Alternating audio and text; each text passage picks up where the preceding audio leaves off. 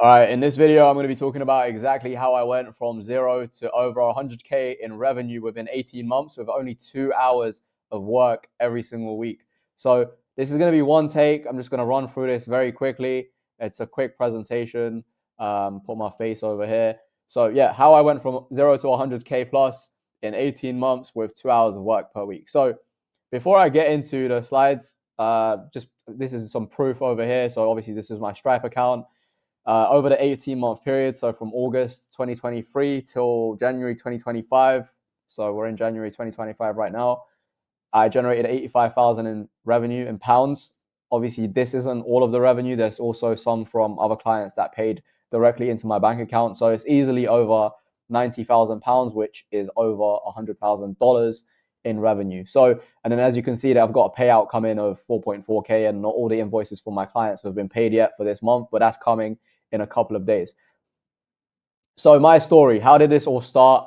I wasn't always making money like this, working for myself. So this all started when I made the decision to leave the UK in March 2023. I had been working jobs previously in kind of like the marketing space. Obviously, I had some money saved up, so I was able to take the leap and take that risk. So in March 2023, I left the UK to go all in on my business.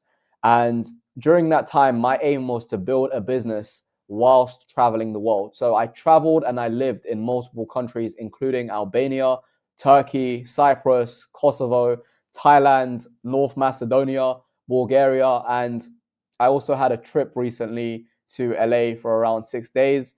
This is me at Runyon Canyon. It's one of the famous like hiking spots. This is me about to leave LA. It was quite a sad moment, just jumping into the Escalade here. I rented a car out there as well, an Audi. We had a nice townhouse, 4 bedrooms. If you want to see the full house tour, go to my YouTube channel, Nomad Volky, where I document all my travel experiences, and you can see a house tour. And then obviously going to Santa Monica as well in Los Angeles, which just feels like you're in GTA. So before I get into this presentation and exactly how I hit these numbers within this kind of time frame, or how I made over 100K over the past 18 months with only 2 hours of work per week, I just want to preface this by saying that this did not happen straight away. I did not get my first client or first few clients until 6 months after actually leaving the UK and starting to travel full time. So with that being said, let's get into it. So how to get clients and keep clients. A lot of people talk about how to get clients, but they don't talk about how to keep clients, which you're going to find out very soon if you go all in on your business, that is probably more important than the actual getting clients part. Because if you're getting clients but you're unable to actually keep the clients, you're always going to have to look for new clients, and it's going to be a constant hunt to find new revenue for your business. So in this one, I'm going to be covering not only how you get clients, but also how to keep clients as well, and some of the mistakes that I made, which led to me losing half of my client base in May last year, so 2024. So the first thing that you need to look at to get clients is your service. So the offer that you're putting out there and the offer that you're actually selling. The second thing is lead generation. So this is the channel that you're actually using to reach out to clients. Then you've got closing deals, which is obviously sales. And then you've got retention, which a lot of retention and keeping clients comes down to the expectations that you set. If you set the wrong expectations, they're going to expect a lot from you in a very short period of time. You're not going to be able to deliver, most likely, and they're going to leave. If you set the right expectations and frame it in the right way, you're going to be able to keep them on for much longer, and it's going to give you a lot more time to actually deliver results that they're looking for. So how do I get clients and keep clients? With the service aspect, I provide SEO services. So getting websites onto the top of page 1 on Google and generating more traffic. Lead generation, I've mainly used cold email. I haven't really used anything else. I've just focused on one channel. Closing deals, I have a 2-call sales process, which I'll be covering later in this video. And then retention. Like I said, I lost half of my clients last year around May. I went literally from making around 8 to 10K a month in dollars to literally around 4 to 5K a month in dollars. So a big mistake that I made, which I'll be covering later in this presentation, is going to actually save you a lot of headache and a lot of stress from, potentially losing clients that you get. It's hard enough to get the clients. the last thing you want to be doing is losing the clients. So service, I'm going to dive into this and just say a couple of things. So don't overcomplicate this. Don't spend months and months trying to decide what you want to sell or what your offer is going to be, because it's just a waste of time. You just need to pick something that other people are making money with and go with that. Don't second guess it. Don't think twice about it. Just pick something that you know a lot of people are making money with and just go with that. It could be SEO, it could be PPC, so paid ads, it could be social media marketing, whatever, email marketing, whatever you pick, just pick one thing and just go all in on that thing and learn as much as you can within 1 month whilst implementing what you learn to create your own case studies. A lot of people start out in the SMMA space, and one of the biggest hurdles to actually get over is case studies. How do you actually prove that you have the skill set to do what you're promising you're going to do? So when I first started out in SEO, what I started doing was I started building websites, and I actually ranked my own website for keywords around SEO agency Mayfair or SEO agency sort of around kind of central London, different parts like Kensington or Chelsea, all that kind of stuff. That led to me getting #1 rankings for SEO agency related keywords. Now, they weren't the most difficult keywords to rank for, but it showed that I was able to do what I'm promising to do, which is get people ranked #1 on Google. Now, once you learn, for example, the skill that you pick, let's say you pick how to grow on Instagram. Once you learn that skill, you want to grow a page, and now you have a case study and an asset, like I mentioned. If you want to learn email marketing, you can then offer that service to clients for free initially, which nobody's going to turn down. Like, most people will be open to you sending out a few emails for them to see how well your emails convert. And then if you can generate them sales, now you have a case study and you can upsell the client from working for them for free to a monthly retainer or an ongoing kind of engagement or working together. So with lead generation, you want to pick one channel and go all in on it. And this could be cold email, this could be cold calling, or social media outreach. Obviously, if you're watching this video, I'm assuming you don't have a lot of budget to work with, so you can't do like paid ads. And creating content is going to take way too long to actually generate clients for you. So you want to hit these channels, what you can control the output, and just go all in and maximize the volume. So I prefer cold email because you can use tools like Lemlist and Instantly to automate outreach and follow-ups, which is why I was able to actually generate over 100,000 in revenue in 18 months only by working 2 hours a week. I would not be able to do that if I was manually sending out the emails, or if I was cold calling, for example. There's probably some tools out there that can automate social media outreach for you, but I haven't done any research on those, so you're going to have to do your own research. In the beginning, you're going to have to find the leads yourself. This is what I did when I quit my job and I started going all in on my business. I was finding 100 leads per week on Google. Now, this would take me around 15 to 20 hours a week. So as soon as I got my first few clients, I outsourced this task so I could actually free up my time. And that's when I started only spending 2 hours a week to actually do outreach. So like I said, once you hit a certain revenue number, whichever one you're comfortable with, then you can hire a VA full time, and they can actually they can double the amount of leads that you're finding, because you're probably only going to spend part time finding the leads. And essentially they're going to be working full time. So you can hire someone in the Philippines for like $400 to $600 a month, and they can find leads for you on a weekly basis. So closing deals, two call process. The first call should be to qualify the customer. So do they have the budget to actually work with you and to pay you for the services that you're providing? And you want to find out what their goals are for the business so that you can actually create a strategy or a roadmap on how to get there. So one of the easiest ways to overcome case studies as well is actually presenting a step-by-step roadmap on how a potential client can get from their current situation to their desired situation. By presenting this in a very logical manner, you can actually showcase your expertise and convince them that you know what you're talking about, and obviously then go on to deliver what you are promising them. So the second call is to present the strategy. Do your research and show them specific insights that they might not already have.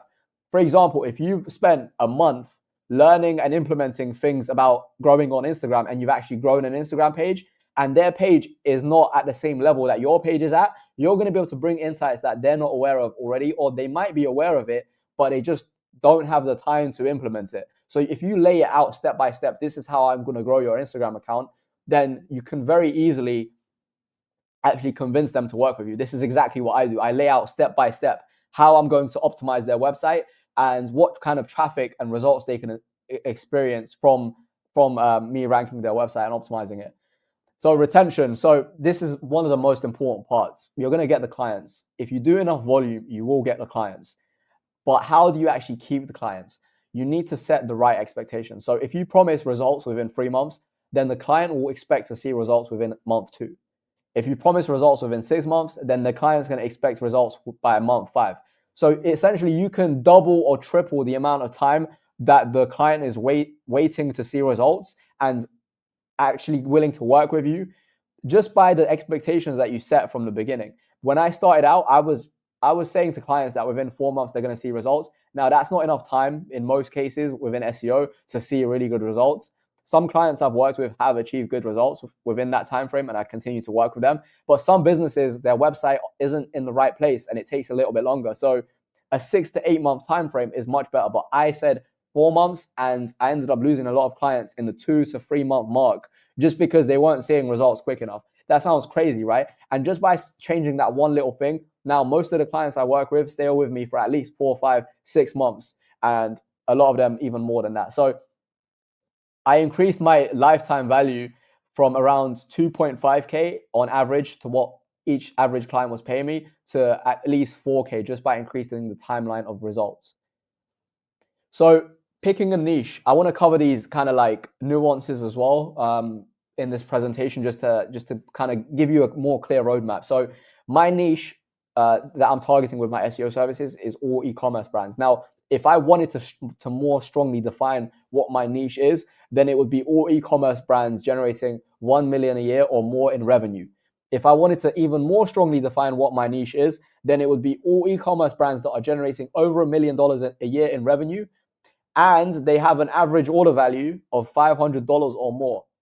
The reason why you want to niche down is because you can then create messaging specific to the people that you're reaching out to.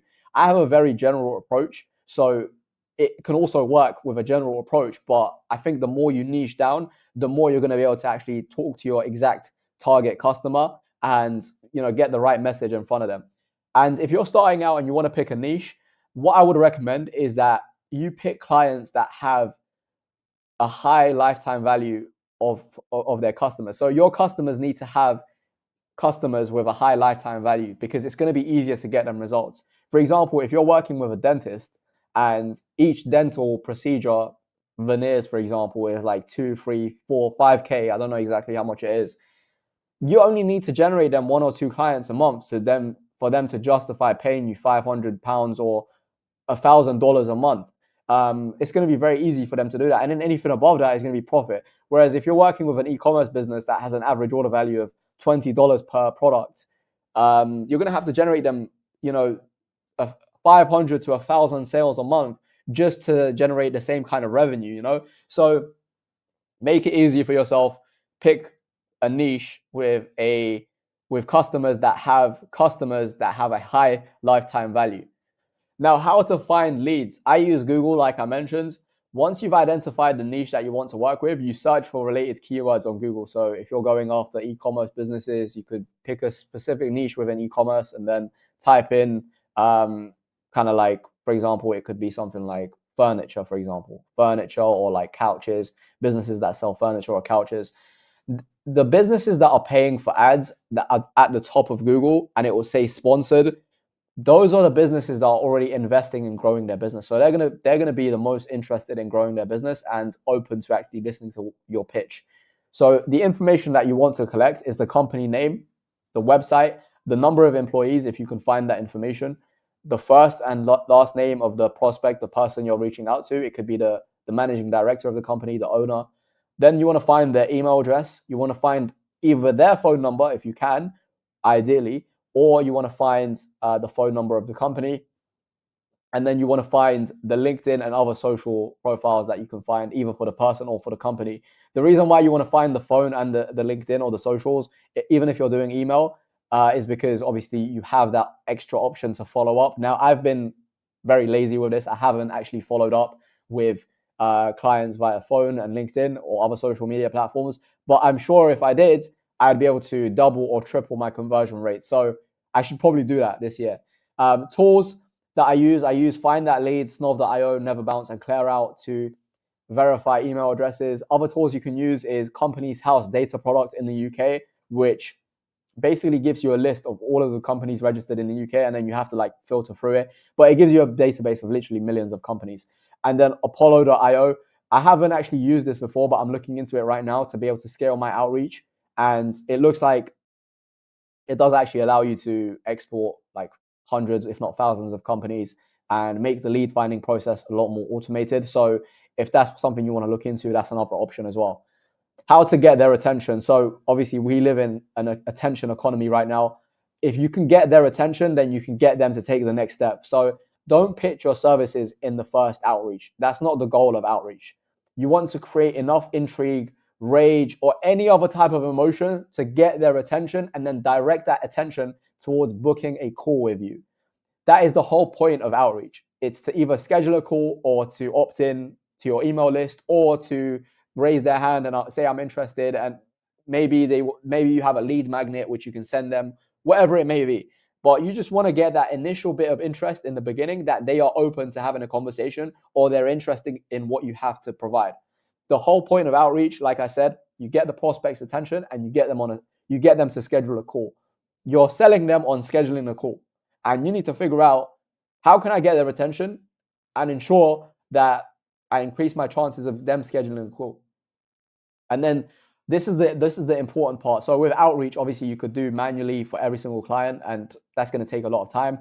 In order to do it, in order to get it to a point where you're only spending 2 hours a week on outreach, you're going to have to think of a very creative and unique way that you can reach out to hundreds of people each week and still make it somewhat personalized for each prospect. Now, I'm going to leave you to do the thinking on how to do this, because I'm not going to just reveal my strategy here. If I do, hundreds of people could potentially watch this video, and I don't want, competition in the market using my exact strategy, because it doesn't make any sense. But if you can figure out your own way of doing this, I've given you kind of like a framework.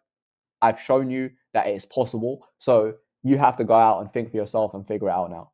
So the importance of volume and patience. So if you're reaching out to between 100 and 200 businesses per week, it might take 6 months to get your first client. It might even take 12 months. So it takes a long time to build momentum, and do not underestimate this. You could be on month 3, month 4, month 5, and still you're not getting any clients.